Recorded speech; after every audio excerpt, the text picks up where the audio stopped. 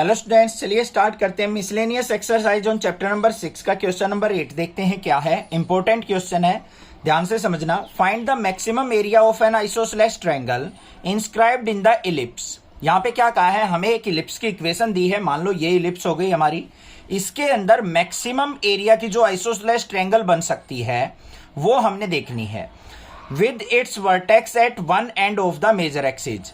उसने क्या कहा है कि उसका एक वर्टेक्स मेजर एक्सिस के ऊपर होना चाहिए। मान लो ये क्या है हमारी, यहाँ पे आपको क्लियरली नजर आ रही है, यहाँ पे मेजर एक्सिस कौन सी है हमारी, एक्स एक्सिस।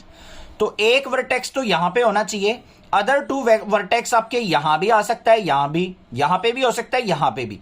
हम इस तरफ ना लेके हम एक ही साइड बना लेते हैं अपने पास से। हमने तो एज्यूम करनी है, अभी ये तो हम एज्यूम करके चल रहे हैं। कई टीचर क्या करते हैं, इसको यहां ना बना के, इस बेस को यहां ना बना के यहां बना लेते हैं कि मैक्सिमम ये बनेगी। हमें क्या मतलब है उस चीज से, हमें तो इस एरिया को मैक्सिमाइज करना है। यहां पे लेंगे तो नेगेटिव वैल्यूज लेनी पड़ेंगी, क्योंकि लेफ्ट साइड हमारी क्या होती है, एक्स डैश नेगेटिव होती है। तो मैं इसको कॉम्प्लेक्स ना बना के, क्वेश्चन को मुश्किल ना बना के इजी बना रहा हूं, इसलिए मैंने यहां पे एक आइसोसेलेस ट्रायंगल की कंस्ट्रक्शन कर ली। यहां पे पॉइंट मान लेते हैं, ये ए पॉइंट मान लिया हमने, इसको हम बी पॉइंट मान लेते हैं, इसको हम सी पॉइंट मान लेते हैं। बात क्लियर होगी, यहां पे कोई दिक्कत नहीं होनी चाहिए। अब देखो यहां पे x square by A square है, तो इसके एक्स एक्सिस पे कोऑर्डिनेट क्या होंगे, ए पॉइंट के, a, 0। क्लियर है, कोई दिक्कत की बात नहीं। बाकी हम जो 8th 9th चैप्टर है हमारा, इलिप्स के क्वेश्चन आएंगे, वहां से भी आपको क्लियर हो जाएगी। और क्लास 11th के अंदर आपने सीखा होगा किस तरीके से ये मेजर एक्सिस क्या होती है, माइनर एक्सिस क्या होती है, पॉइंट कैसे निकलते हैं, सब कुछ आपने क्लास 11th में सीख के आए हो। ठीक है, बहुत ज्यादा टाइम वेस्ट नहीं करेंगे। यहां पे देखो हमारे जो कोऑर्डिनेट्स होंगे, यहां पे एक्स एक्सिस की तरफ वो क्या होगा हमारा, a cos थीटा। वर्टिकली इस लाइन से ऊपर की तरफ कितना है, b sin थीटा। इसके कोऑर्डिनेट आ गए हमारे पास, ये बात भी क्लियर हो गई। अब यहां पे इस पॉइंट को मान लेते हैं हम, ये तो ओरिजिन हो गया, यहां पे a b c ये d मान लिया। ठीक है, अब आ जाओ area of isosceles triangle. Area of, ध्यान से समझेंगे बिल्कुल क्वेश्चन को, आइसोसेलेस ट्रायंगल एबीसी। हमने एबीसी ट्रायंगल को आइसोसेलेस ट्रायंगल मानना है। अब आइसोसेलेस ट्रायंगल का एरिया कैसे निकलता है, 1/2 इंटू बेस इंटू हाइट होता है या नहीं होता है। तो यहां पे देखो हमारे पास एरिया इक्वल टू किसके आ गया, कैपिटल ए से डिनोट कर रहे हैं यहां पे, 1/2 इंटू बेस। देखो बच्चों, यहां से लेके यहां तक ये वाई एक्सिस है, तो कितना डिस्टेंस है, b sin थीटा।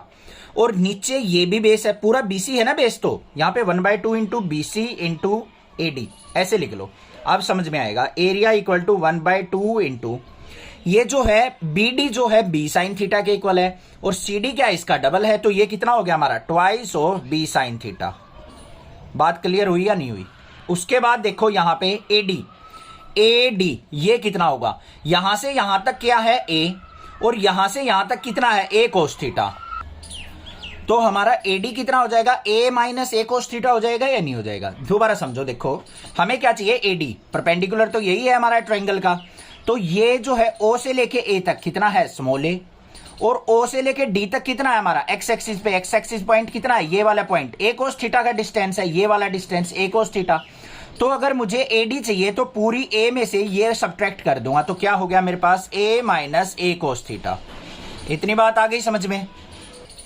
अब इसको आगे सिंपलीफाई करते हैं, 2 से 2 कैंसिल, तो एरिया इज इक्वल टू किसके आ गया, यहां पे अंदर मल्टीप्लाई करेंगे, A B sine theta, minus में ए की बी से करेंगे तो A B sine theta cos theta.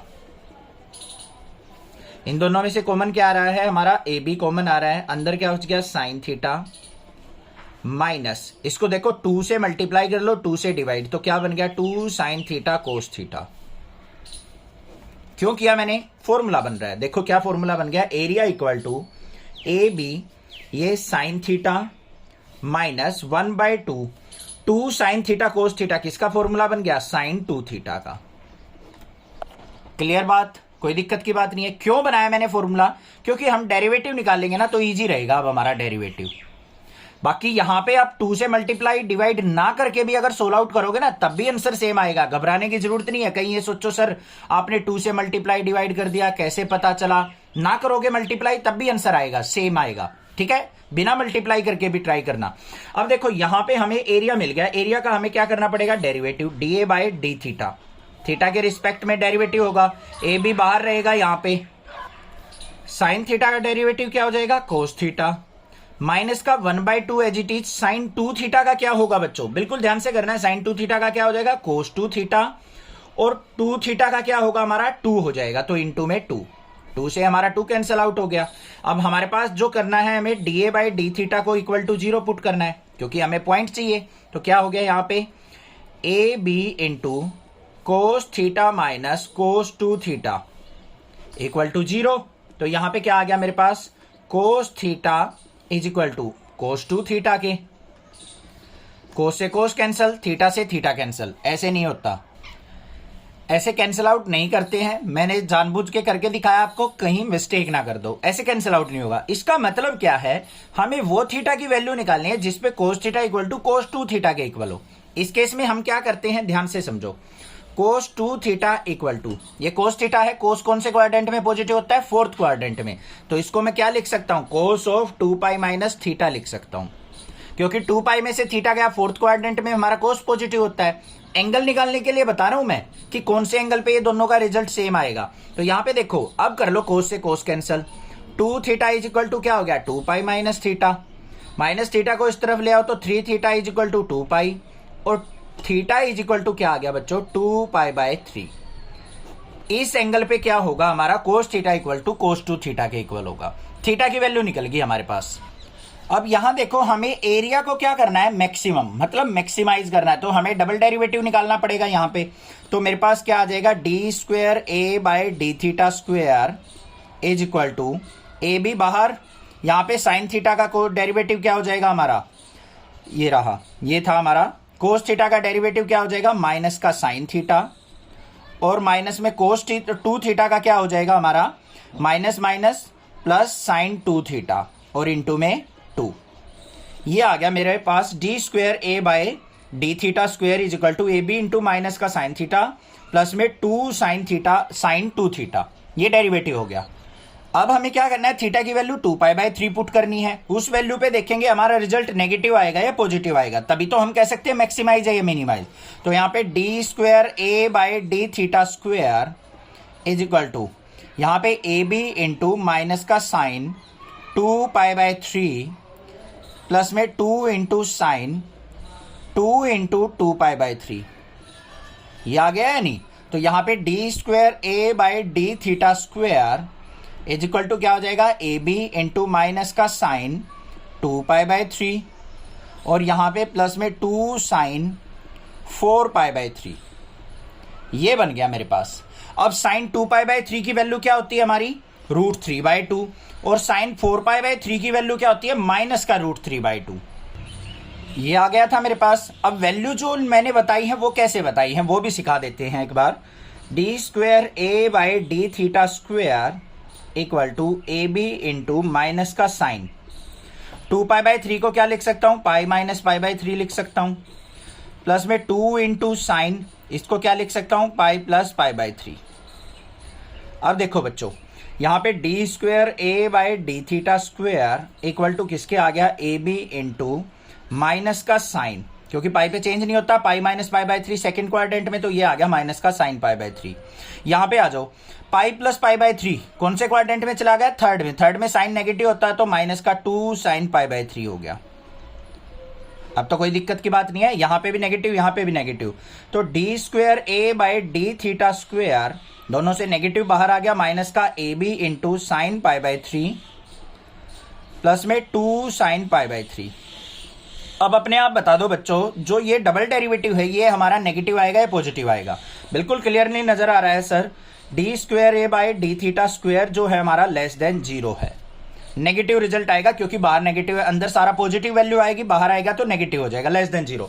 तो यहां पे क्या हो जाएगा, area is maximum, area is maximum at theta equal to 2 pi by 3। जब थीटा की वैल्यू, जो ये हमने कोऑर्डिनेट्स बनाए ना, थीटा की वैल्यू 2 पाई बाय 3 होगी, 2 पाई बाय 3 पुट करके जो हम पॉइंट्स निकालेंगे, चाहे वो यहां आए या कहीं भी आए, तो उस टाइम जो आइसोसेलेस ट्रायंगल बनेगी हमारी, उसका एरिया क्या होगा, मैक्सिमम होगा। ये बात आ गई। अब हमें maximum value of area find out करनी है, तो यहां पे मैक्सिमम एरिया क्या होगा, मैक्सिमम एरिया वो किसके इक्वल होगा, area equal to A B into sine, यहां पे क्या है, क्या था हमारे पास, sine theta minus 1/2 sine 2 theta, sine theta minus 1/2 sine 2 theta. अब थीटा की वैल्यू पुट कर देंगे बस, area equal to A B into sine of theta की जगह 2π/3 माइनस 1/2 साइन 4π/3। इसको मैंने सिंप्लीफाई करना अभी अभी बताया, तो एरिया इज इक्वल टू किसके आ जाएगा मेरा, ए बी, यहां पे ये किसके इक्वल बनेगा, साइन π/3 के, ये रहा। तो यहां पे मेरे पास वैल्यू क्या आ जाएगी, √3/2 माइनस का 1/2 इंटू माइनस का √3/2। इसको सिंप्लीफाई कर दो, एरिया इज इक्वल टू क्या हो गया, ए बी इंटू √3/2 प्लस में √3/4।